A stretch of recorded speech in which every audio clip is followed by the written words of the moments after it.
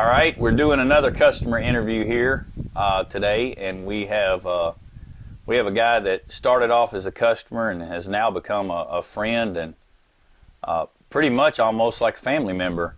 You know, you never know where the dogs are going to take you, and that's kind of like a whole nother video in itself of where all the dogs take you. You meet a lot of different people, some good, some bad. I'm not going to say ugly, but probably some of that too. But anyhow, different things come about, and, you know, I'll let him tell you how we met. But the unique thing about this is, as I've got to know him and his wife, they have a son, and, you know, I've been privileged with getting to be, instead of having a godson, I have a dog son, and it's their son named Knox. So this is a real special interview for me to get to do. I hate it that Laura's not here to help do the interview, because she would be a lot better to look at than both of us, but that's a whole different story. So anyhow, we'll start the interview with some questions here. Go ahead and tell them your name and where you're from. All right. My name is Hunter Childress. I'm from Ashland, Virginia. All right. And the name of your kennels? Is Blanton Road Kennels. Blanton Road Kennels. And the way he came up with the name of that, I'm sure, is you were living on a road called Blanton Road. That's right. So Blanton Road Kennels. And now he's built a real nice house and a real nice kennel. When I go up to hunt up there, I'm privileged to get to stay at their house, and his kennels, he's gracious enough to let me put my dogs at his kennels. He's got a really, really nice setup. And so how long have you been rabbit hunting and owned your own dogs? I've been rabbit hunting. My grandpa first took me when I was probably 12 or 13 years old, and I had never really killed much, a couple of deer maybe, and the first time he took me, I was trying to lead the rabbits. I could never hit them, and so I kind of got discouraged. But the next time he took me, I ended up killing 3, and that was kind of the spark of it. He took me with an older guy named Howard Satterwhite, who had little teeny tiny little pocket beagles, teacup beagles, whatever you want to call them, and I got my interest sparked back up 7 years ago from an old friend of mine, and decided I want to get my own dogs, and so I've been in it with my own dogs going on 7 years now. But. Okay, cool. So I know I've hunted up there, but I'm asking this question so that you'll be able to tell everybody else, what all kind of different terrain do you hunt in? Any kind I can find that's got a rabbit in it, but I mean, we hunt a lot of cutover. It's a lot of cutover land where we're at. I like to find as much cropland, bean fields, you know, hedgerows, grown up ditches, those kind of things, you know, broom straw fields, but sometimes we'll hunt marshy areas, you know, along rivers or something like that, but I'll go anywhere as long as there's rabbits. I understand. And so, how did you first hear about Beagles on Fire? So, an old acquaintance, we'll call him, of mine, actually had a dog. I think he bought it as a finished dog from you. The dog's name was Flame. He's an absolutely outstanding dog, beautiful dog, and I kind of like became obsessed with him, honestly. I just loved his colors and the way he acted. And, you know, the guy kept telling me, you know, Beagles on Fire, this and that. And I was like, you know, $700, that's kind of high. But he bought 2 more dogs, and I saw a video of him leading his pack at like 7 or 8 months old. And I said, all right, I got to go see what this dude is about. Okay. So that was how I first heard about you. And so that's the next question is, when did you first get dogs from Beagles on Fire? 2017. Okay. Laura and I drove down here and picked up my first one, and it's been like a drug ever since. And so, how many dogs have you purchased from Beagles on Fire? Do you remember? With the 2 I'm taking home today, I think it's around 10. Okay. That I've purchased from you. All right. And you had some dogs before you bought the Beagles on Fire dogs, and you currently still have some dogs that are not out of the Beagles on Fire bloodline. Yes. So with that being said, what characteristics or qualities, if any, do you like best about the Beagles on Fire bloodline? The first thing that drew me is the looks. You know, you got dogs that basically really don't look like anything else anybody else has. That's kind of what I was looking for when I started. I wanted to have something unique. And, then when I started looking at it a little more, obviously their hunt, the ones that I've gotten at least, their personalities, obviously they perform great in the field. I love all that, but I like the looks. Personally, that's my number one thing that I like the best about your dogs, and their personalities. Okay. All right. And so was there any difference in the dogs that you got from Beagles on Fire? And if so, what was some of the differences? I would say, yeah. When we got the first dog, Smoke, I would say he sort of took my pack to the next level. Not instantly, but over the course of about a year, he sort of just stepped it up a little bit, and he was jumping rabbits, and he was hunting when other dogs were sort of getting tired, I guess you would say.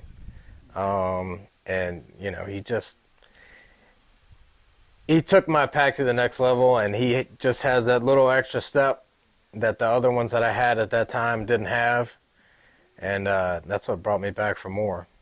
And Smoke was a started or finished dog when you bought him? Smoke was a started dog. He was a deposit dog that I just got lucky that no one else had claimed him, and I just took a chance on him. And he was how old when you got him? I think he was 8 or 9 months old. Okay.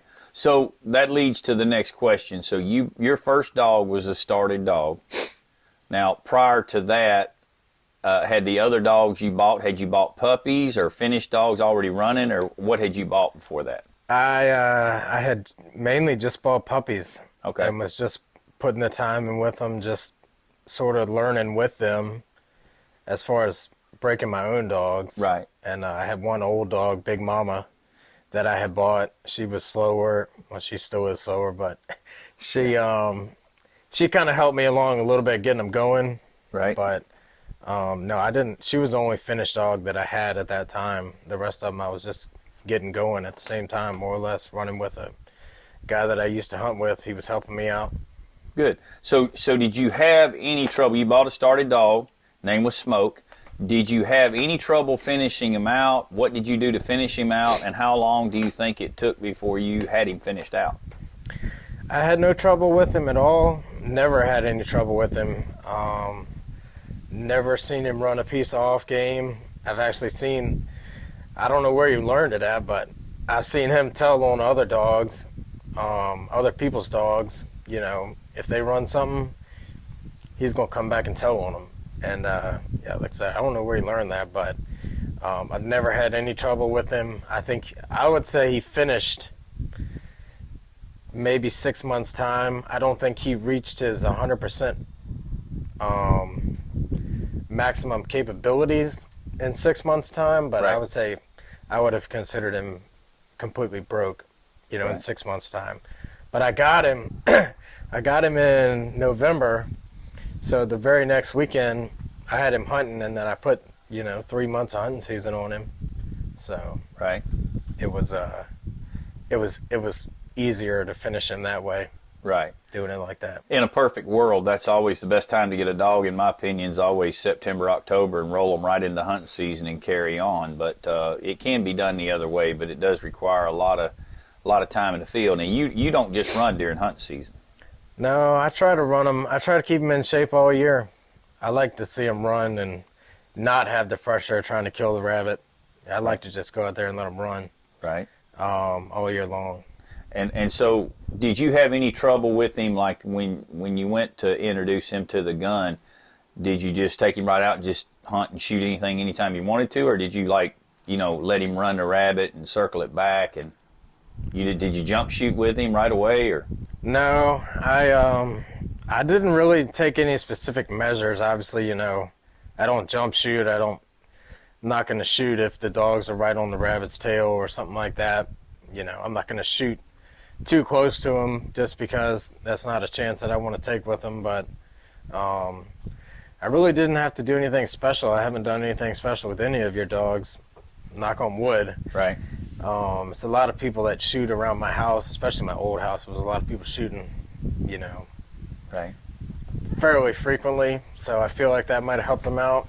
But no, I've never had any trouble with the gun. All right. Knock on wood.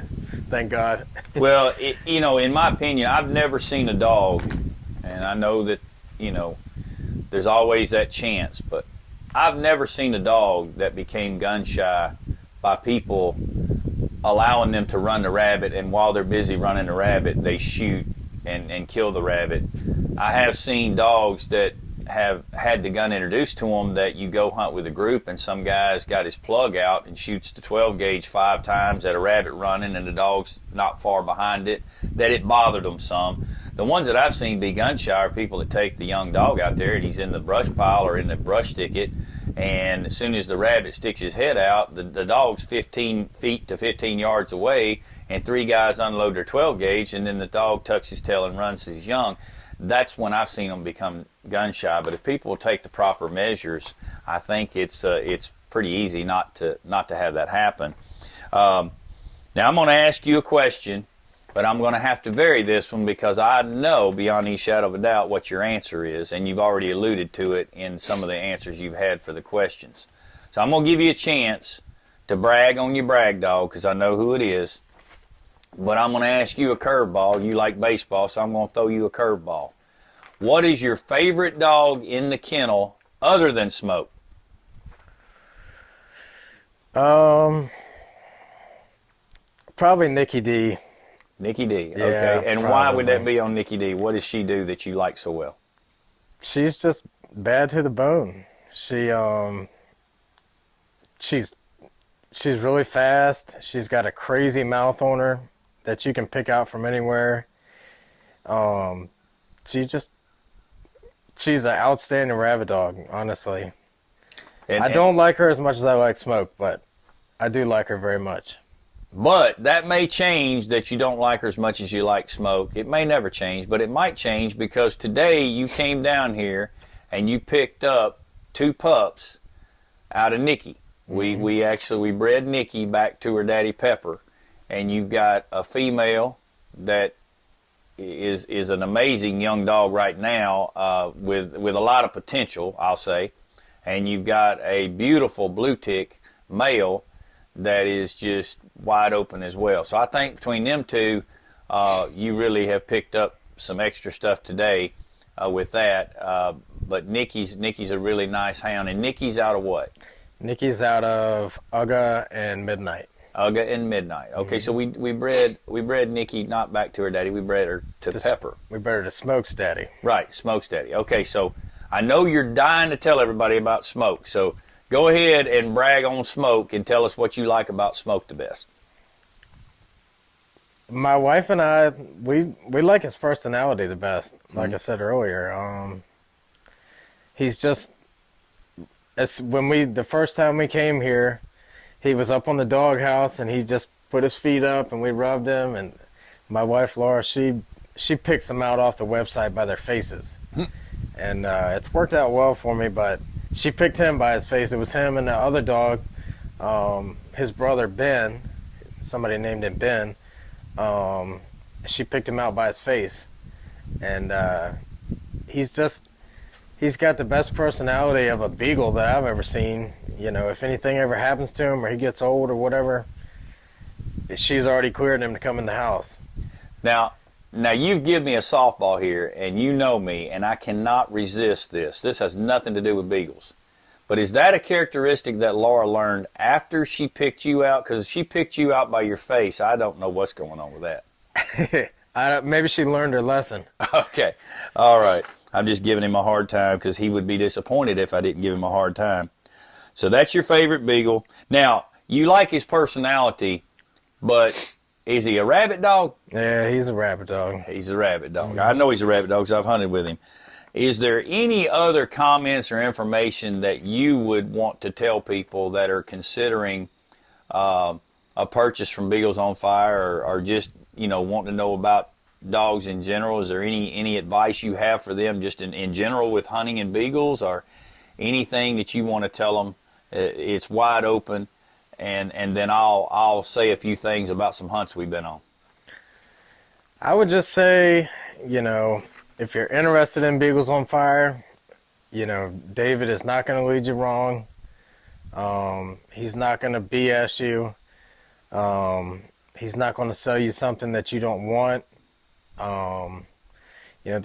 We just met two guys from Alabama that came down and looked at a dog. I'm pretty sure they've never bought a dog. They've never met you before. No, it's the first time. Never bought a dog from you. And the guy was telling me when you walked away, he was like, the best thing that I saw about David that I liked was, he said, I talked to David last week and said I couldn't make it this weekend, but, I really want that dog. I'll give you some money, I'll pay you, whatever. Can you just hold him for me? And he was like, man, I really like, David just said, you spoke for the dog. I got him held for you. We're good. You got my word until you get here. And that's the kind of thing, that keeps bringing people back to you. And a lot of people ask me all the time, like, give me somebody's name, that I can get some puppies from. I want some puppies. I want a starter dog or whatever. I want, a dog that's been in a pen or something like that. And I say, look, there's 1,000 people in Virginia that's got rabbit dogs that'll sell you a starter dog or a puppy or whatever. But the only person I actually really trust, and I can tell you for sure, I know what you're going to get, is David. That's why I keep coming back. I haven't bought anything else from anybody else since we got the first one. So, and if somebody wants to see how they do, or, I'm not saying that they're the best, or I've got the best, or I got anything close to the best, but if somebody wants to see how they do, they're welcome to come with me one day, or Brian and Brandon, or whoever, and, see what Beagles on Fire is about. Well, I appreciate that. The proof is always in the pudding. You want to know about something. A lot of guys want to hype up, whether it be pedigrees or this or that, or look how many we killed, look at all these rabbits on the tailgate, da-da-da-da-da. That's not a measure, in my opinion, of what the dog is. The best thing you can do is watch the product in the field. And I've said it, it's on my website. If I do my job, I believe the dogs will sell themselves. And if you put them on the ground and people see them, and a lot of people want to say they've got the best or this or that. I don't make that statement, because I think that me saying they're the best doesn't matter. The dog's got to impress and please the person who's feeding him his food. And it's okay. If I'm doing my breeding correctly, I want a guy in North Carolina that buys a dog out of a certain cross to think he's got the best one out of that litter. I want Hunter, if he bought one of them, to think he got the best one out of that litter. I want somebody else. If everybody's happy with what they've got, then, that's a good cross and a good breeding to me. Now, that being said, there are some people you could give the dog to and give them $1,000 cash, pay for everything under the sun, and give them a year's worth of dog food, and they'd still complain. So there are people out there you can't please. I know that. But the majority of the people that come here are going to see the product. If they want to watch it run, that's fine. Now, you've come and watched all of them run, except you've had a couple you bought that you had shipped? Just one. Just one. And that one was the Copper Dog, right? No, that was, I named her Jeopardy. I named her Double Jeopardy. Double Jeopardy. That was a funny situation, but... I got you. Okay. I like to come down here and watch them run and take them back home with me the same day. They're in your care the whole time that way. Now, let me tell y'all a little bit about what has been accomplished since we met. Like I said, the dogs take you a lot of places. You meet a lot of different people. You meet some people that you end up doing things with, and some people you don't, just by sets of circumstances. So I guess it was it 2 years or 3 years ago, I had a hunting trip going to Ohio. And Hunter had told me, he said, well, you want to come up, come on up. We've got our house and our kennels ready. You want to come on up? We'll go hunt some places. And so we set it up and went up there, and I think I came for a week, was it? First time? I don't think it was quite that long. Maybe 5 days, 4 days, something like that. Anyhow, Hunter had these places that he said, I've saved some of these to hunt with you, which I thought was very unique and kind to him. So we went on some different hunts, and all I can tell you is they're some of the most memorable hunts that I've been on. Unique situations that happen. Not only have we had great times and great hunts, but 2 years in a row, there's been a blonde rabbit killed. And last year, your wife actually killed it. Yep. And so that was a unique situation and a memory in of itself. And some people swore up and down that had to be a tame rabbit that somebody turned loose that went wild, or this or that. But you actually contacted. Who did you contact? I contacted, I guess you would say, the regional wildlife biologist for small game in Virginia. And they verified that was a wild rabbit. Yeah, he did a bunch of research on it and talked to I don't know the lady's exact title, but she's in charge of like the Museum of Natural History or something like that. And they said it was, I don't even remember all the facts, I wish I did, but it was like 1 in 30,000 or something like that, that whatever that specific pigment or whatever comes through. And it's a very unique situation because it was on the same farm, and it was within, 300 yards? If that. Yeah, each one was within 300 yards. The other unique thing for me was the first one, I saw it first, and I thought, what is that, a cat coming down through there? I mean, I never thought it was a rabbit till it was too late, and I shot late, so I didn't get it. The next one, I saw the rabbit, and I thought it looked blonde, but it was such a fast thing that come through. And then the next thing you know, Laura shot, and she said, you're not going to believe this. And I said, it's a blonde rabbit, ain't it? She said, yep. And she was so happy, and we were thrilled that she got it. So there's just been some unique times, and we've hunted with your dad, had some great memories there, and I guess your uncle and some others, as well as we've teamed up and went with Run 'em Down Kennels, and had some real good hunts and some good times. Yeah. And they have a lot of rabbits in Virginia compared to here. This morning when we went out, we run, and I was telling them I don't even hunt these farms, and you think there'd be rabbits running everywhere, but they're not just abundant down here like they are in Virginia in certain places you go. I mean, these guys, they don't realize how lucky they are. I've been on hunts with them, and coming from Mississippi up there, I'm like, man, this is awesome. We're doing good. And they'll actually say, well, we're going to cut it off now. We've killed 21 rabbits. Now, some of y'all would say, oh, well, y'all are just shooting them, jump shooting them. We're not jump shooting any of them. There's that many. It's like the minute that the dogs run one and circle it to you and you shoot it, there's another one. Sometimes there's 2 and 3 races going on at the same time. And they'll actually quit at like 3 o'clock and say, well, we killed 20-something rabbits. And they're not going back to the same place. They're like hunt these places 1 or 2 times a year. And it's like some of them are 500-acre farms, and they kill 20 rabbits off of it. We never even left 50 to 7,500 acres. Yeah. And it's just a unique place to go. And then you and I have an upcoming deal in January that we're excited about. We're actually going to go, neither one of us have been to Kansas, and we're actually going to go to Kansas and hunt with your dad and another customer of mine from New Jersey. So we're really looking forward to that, and I'm sure we'll do some videos on that up there. But the thing that I really like most about situations that come up through my dogs is the good people that I get to meet and get to know. He could have just easily been a person that bought one dog from me. I would know nothing about his family and his son and everything. And it's just unique to have that bond that if we didn't have the dogs, we wouldn't even know each other. We wouldn't have that bond. And so it works out good. But with all that being said, do you get to jump in front of anybody when you buy dogs? No. No, he's in I line wish. just like everybody. He wishes he would, but so you had to say, here, I'll just breed my female and make sure I get some. So, That's right. So that was a way he went about doing it. But If you'd let me pick one out each time, I'd be broke, and I'd probably rent a room from you. Well, I'm protecting you. See, That's right. I'm financially protecting you by having that system in place. But anyway, I appreciate what everybody says in these interviews. Not because these interviews are not set up to try to get everybody to pat me on the back and all this kind of stuff. I really just want them to say what they've experienced, so that it brings, once again, a multiple people saying similar things will make it pretty much to where you can assume that that's truth. If one person says, "Oh, this guy's dogs are horrible," maybe they are, maybe they're not. If 5 or 6 or 7 people say this guy's crooked, then the chances are he probably is.